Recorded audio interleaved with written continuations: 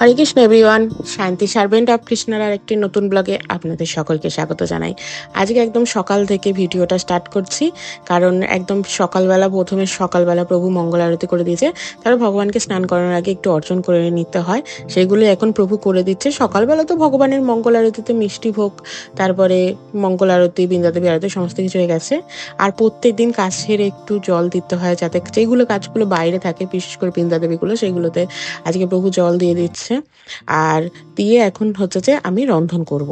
প্রত্যেক দিনই থাকে, যেহেতু উইকডে শুক্রবার ছিল, তো সেহেতু রন্ধন তো করতে হবে। প্রভু অফিস নিয়ে যাবে, ভগবানকে ভোগ নিবেদন করে দেবো।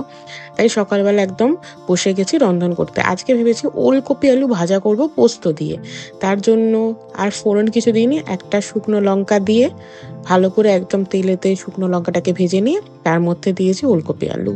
আর আজকে না শিমের একটা সবজি বানাবো, সেখানে একটু নতুন রকমের, মানে একটা ফেসবুকে আমি একটা চ্যানেলে দেখলাম যে খুব সুন্দর একটা রেসিপি দিচ্ছে যে কিভাবে শিমের তরকারিটা করা যায়। তো সেই কারণে শিমের তরকারিটা সেরকমভাবে করে হচ্ছে টমেটো, শুকনো লঙ্কা আর আদাটাকে আমি একটুখানি সেদ্ধ করতে বসিয়ে দিয়েছি। আর এখানে বাঁধাকপি আলু গ্রেট করছি আমি এই ছিলা বানাবো বলে।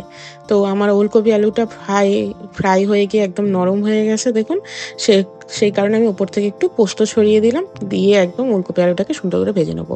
এখন তো ওলকপিটা কটা দিন উঠেছে, শীতকালে বেশ কটা দিনই রসা পাওয়া হয়েছে, সেখানে ভাবলাম আজকে ওলকপি আলুটা শুধু ভাজা করি। তো এখানে এই যে টমেটো, শুকনো লঙ্কা আর আদাটা আমার সেদ্ধ হয়ে গেছে, আর এখানে অন্নটা হয়ে গেছে, অন্নটাকে এবার নামিয়ে নেবো। তো পোস্ত টোস্তগুলো দিয়ে ভালো করে ভেজে নিলাম। লাস্টে দেখলাম যে একটু পোস্তটা কম হচ্ছে, সেই কারণে আরেকটু পোস্ত দিলাম। এটা আসলে ফ্রন্ট ক্যামেরা হয়েছিল বলে ক্যামেরাটা ঘুরে গেছে। আর এখানটাতে হচ্ছে যে সমস্তটা যেটা সেদ্ধ হয়ে গিয়েছিল না, আদা, তারপরে শুকনো লঙ্কা আর টমেটো, তার মধ্যে না 1-1.5 চামচের মতন গোবিন্দভোগ চাল ভিজিয়ে দিয়েছিলাম। তো ওই রান্নাটাতে দেখিয়েছিল যে গোবিন্দভোগ চাল দিচ্ছে, তো সেটাই দিলাম। আর তার আগে অবশ্যই শিম, গোটা গোটা আলু আমান্য করে নিয়েছিলাম, আর দিতে বলেছিল একটা কাঁচা টমেটো, সেটাও আমান্য করে নিয়েছি। তো সেটা দিয়ে ভালো করে একদম একটা পেস্ট বানিয়ে নিয়ে, সেটাই একটা একদম লাল লাল করে দেখুন পেস্ট বানিয়ে নিয়েছি। দিয়ে আমি এখন এটা সুন্দর করে পেস্ট বানিয়ে সেটা এখন কড়াইতে একটা শুকনো লঙ্কা আর কালো জিরে ভালো করে ফোড়ন দিয়ে তেলটা গরম হয়ে যাওয়ার পর দিলাম। যেহেতু চাল আছে না, খুব থকথকে হয়ে যাচ্ছিলো, তাই একটু জল দিয়ে দিয়ে করতে পারেন। একদম রান্নাটা আমি নতুন করছি, আপনারা চাইলে আমার থেকে করতে পারেন। আর অবশ্যই একটু ওপর থেকে হলুদ গুঁড়ো দিয়েছি, লবণ দিয়েছি পরিমাণ মতন। আর যেহেতু শুকনো লঙ্কাটা 3-4টার মতন দিয়েছিলাম, আমার ঝাল হয়ে যাবে বলে মনে হয়েছিল আর দিইনি। আর দিয়েছিলাম ধনে গুঁড়ো।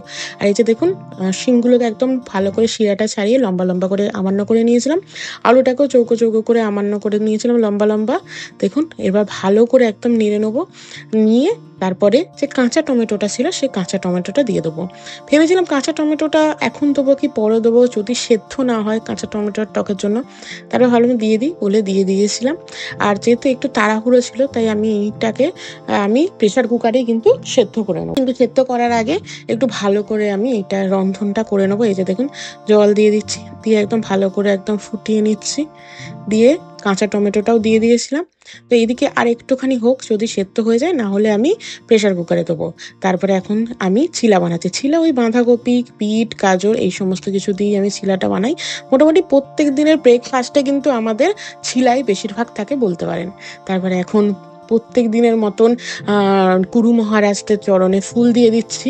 পর এখন ভগবানকে, নৃসিংহ ভগবানের চরণে 108টা তুলসী পাতা দেবো। আপনারা সবাই চেষ্টা করুন প্রত্যেকদিন ভগবানের চরণে, রাধা মাধবের চরণে তুলসী পাতা দেওয়ার। আর আজকে না ভাবছিলাম একটু বাগুইহাটি যাবো সন্ধ্যাবেলা, তাই প্রভুকে একদম সকাল থেকে বলে দিয়েছি যাতে তাড়াতাড়ি আজকে একটু অফিস থেকে চলে আসে, এবং আমিও তাড়াতাড়ি করে বেরিয়ে পড়বো। দিয়ে কুপুর জন্য বেশ কিছু শীতের উইন্টার কালেকশন কিনতে হবে। আসলে সামনেই তো আমরা একটু যাচ্ছি সবাই মিলে একটু ধাম ভ্রমণ করতে, তো সেই কারণে আমাদের সবারই ছোটোখাটো জিনিসপত্র নেওয়া হলেও গোপালের জন্য সেরকমভাবে এখনও কিছুই নেওয়া হয়ে ওঠে না।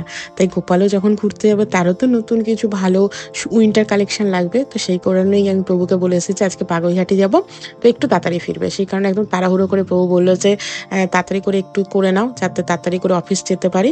তো সেই কারণে এখন আমি ভোগটাকে রেডি করে নিচ্ছি, দিয়ে ভগবানকে ভোগ নিবেদন করে তারপরে প্রভু প্রসাদ পেয়ে যাবে। আর আমাদের যেহেতু সকালবেলা প্রত্যেক দিনই মোটামুটি ব্রেকফাস্টে ম্যাক্সিমাম দিনই ছিলা হয়, তো টক দই দিয়ে ভগবানকে ছিলা এবং অন্য সমস্ত কিছু রেডি করে নিয়েছিলাম। আর আজকে তো সিম্পল একদম রেসিপি হয়েছিল সিমের ওই রসা আর ওলকপি আলু পোস্ত দিয়ে ভাজা। তো সেটা দিয়ে এখন ভগবানকে সুন্দর করে ভোগ নিবেদন করে দিচ্ছি। আর এই যে দেখুন ভগবানকে সুন্দর করে সাজিয়ে দিয়েছি গাঁদা ফুল দিয়ে। আর ভগবানের তো চাদর ছিল, তবুও কোপালের জন্য ইচ্ছা আছে যে যেহেতু অনেকটাই ঠান্ডা ঠান্ডা এখন পড়ে গেছে, তাই বেশ ভালো একটু কম্বল কিনবো, একটু সোয়েটার কিনবো, বা যদি পঞ্চু টঞ্চু টাইপের অনেক আছে কোপালের, যদিও একটু পাই তাও মনে হয়েছে একটু কিনি। কোপালের তো একটু সাজতে হবে, যাবে এত সুন্দর করে, আমরা সবাই মিলে একসাথে কোপাল আমরা সবাই মিলে যাব, তাই ভেবেছিলাম বাগুইহাটি যাব। তো সেই কারণে প্রভুর আগে যে টিফিন বক্সটা আছে সেটা রেডি করে নিচ্ছি, দিয়ে তারপরে প্রভু অফিস থেকে এলে তারপর আমরা যাব বাগুইহাটি। তো এখন প্রসাদ পেয়ে নিয়ে সমস্ত কিছু করে নিচ্ছি। তো এই সমস্ত কাজ টাজ গুছিয়ে রাত্রিরে রন্ধন করে ভগবানের ভোগ রন্ধন করে তারপরে বেরিয়ে পড়েছি বাগুইহাটি যাওয়ার জন্য। তো আপনারা তো জানেন আমার কোপালের কেনাকাটা মানে কলকাতায় আমি বেশিরভাগটাই বাগুইহাটিতে যাই, বিশেষ করে ড্রেসের জন্য। গয়নাগাটি কিনতে হলে যাই গড়ান, কিন্তু ড্রেসের জন্য যাই কিন্তু বাগুইহাটি। এসে দেখুন বাগুইহাটি চলে এসেছি, আর এই দাদার দোকান থেকে আমি বেশিরভাগ কিনি, খুব ভালো কালেকশন থাকে। আর জগন্নাথ বলরাম সুভদ্রা মহারানীর জন্য না সোয়েটার দেখছিলাম, তো সেরকমভাবে সোয়েটার তো পেলাম না, এই চাদরটা পেলাম, এটা না খুব ভালো লেগেছে, পেছন দিকে খুব সুন্দর বাঁধা যায়। ছিল তো আরও অনেক সুন্দর সুন্দর কালেকশন, কিন্তু সাইজেরও একটা ব্যাপার ছিল, সেই কারণে জগন্নাথ দেবের জন্য ভাবলাম ওই যে আগে যে শল টাইপের তো দেখালাম উলের, ওটা নিয়েছি। আর এখানে কম্বল দেখছিলাম চাপা দেওয়ার জন্য, তো সেটাও দেখছিলাম। তারপরে কোপালের জন্য খুব সুন্দর দাদা কিছু ড্রেসের কালেকশন দেখাচ্ছিল, কি সুন্দর যেন পদ্ম ফুলের কালেকশনের মতন। তো সেইটা দেখুন কি সুন্দর এই ড্রেসগুলো, আমার এত ভালো লাগছিল এই ড্রেসগুলো দেখতে, তাই ভাবছিলাম প্রভুকে বলছিলাম যে আমিও একটা নেবো, কিন্তু একটু সাইজটা ছোট বড়, তাই একটু কনফিউশন ছিলাম কি কি নেবো। একদম রেশম উলের মতনই অনেকটা, কিন্তু অতটাও নাই। আগের বছর একটা খুব সুন্দর রেশম টাইপের উলের একটা পেয়েছিলাম, সেটা ভীষণ ভালো লেগেছিল। তো ভেবেছি যে এই বছর যেগুলো পাই সেইগুলোই মোটামুটি নিয়ে নেবো। আর এখানে বেশ বেশ বেশ অনেক কিছু কালেকশনই পাওয়া যাচ্ছিল, একটা হুডিরও দরকার ছিল কুকুর, তো তাই বলছিলাম, কিন্তু এই বছর এখনো সেই তুলো তুলো হুডিটা এখনো আসেনি, তাই ভাবছিলাম যে কিছু নেবো। আর তারপরে দেখছিলাম এখানে কি সুন্দর রাধারানীর শাড়ি পাওয়া যাচ্ছে, তো আমি ভাবছিলাম যে পরে একদিন গিয়ে আবার কয়েকটা নেবো, কারণ ওই শাড়িটা একদমই রাধারানীর আমার সাইজে আসছিল না, যদি আসতো তাহলে নিয়ে নিতাম। আর দেখুন কি সুন্দর ক্রিসমাস ড্রেস এসে গেছে, 110 টাকার মতন করে দাম বলছিল। তারপরে কোপালের না আমাদের একটু চুলের দরকার ছিল, কোপালের হেয়ারের, তো সেই কারণে একটা দোকানে হেয়ার কিনতে গিয়েছিলাম, সেখানে খুব সুন্দর কোপালের চুল পেয়ে গেছি। তারপর আমার জন্য একটু ছোটোখাটো কেনাকাটা করছিলাম, ওই যা হয় ঘুরতে যাব, তাই ছোটোখাটো কেনাকাটা করে একটু মিষ্টির দোকানে এসেছিলাম ভগবানের জন্য মিষ্টি নেবো বলে। রাত্রিরে রুটি করে এসেছিলাম, আর সকালবেলার সমস্ত কিছু সবজি ছিল, মানে ওই ওলকপি আলু ভাজা হয়েছিল, সেই সমস্ত সবজি টবজিগুলো ছিল। সকালবেলা একটু বেশি করেই করেছিলাম, যেহেতু বাগুইহাটে যাব, সকাল থেকে প্ল্যানিং ছিল বললাম না, তাই ভগবানের জন্য একটু মিষ্টি নিয়ে যাবো, মিষ্টি আর রুটি দিয়ে দেবো। আর আমাদের যেহেতু সকালবেলার সমস্ত কিছু আছে, আসলে সকালবেলা যে রন্ধনগুলো করি সেইগুলো আর কোপালকে না রাত্রিরে দিই না, একবার তো অলরেডি দেওয়া হয়ে গিয়ে থাকে, সেই কারণে ভাবি যে আর সেইটা কি করে দেবো। আর এই যে দেখুন এই চুলটা নিয়েছিলাম, কোপালের মাথায় এত সুন্দর সেট হয়েছিল কি বলবো, হয়তো কোপালের এটাই নেওয়ার ইচ্ছা ছিল, অনেকগুলো দোকানে জানেন তো খুঁজেছিলাম। আর এই যে দেখুন জগন্নাথ বলরাম সুভদ্রা মহারানীর যে চাদরটা নিয়েছিলাম সেটা একটু পরিয়ে দেখালাম, বেশ ভালোই সুন্দর হয়েছে, পেছন দিকে সুন্দর করে বেঁধে দেবো। আর এইটা নিয়েছি কোপালের জন্য, অনেকগুলো কালারই দেখছিলাম, আপনারা হয়তো ওখানে এই কালারটাও দেখেছিলেন, খুব সুন্দর হয়েছে। ভাবছিলাম যে আমি আসলে যখনই কোনো ড্রেস আনি কোপালের জন্য একবার সাইজটা পরিয়ে দেখে নিই, কারণ দোকানে বলে গেছি যদি আমার কোপালে ছোট বড় হয় তাহলে কিন্তু আমি চেঞ্জ করে নিয়ে যাবো। তো বলে হ্যাঁ 2-3 দিনের মধ্যে আসলেই চেঞ্জ করে দেবে।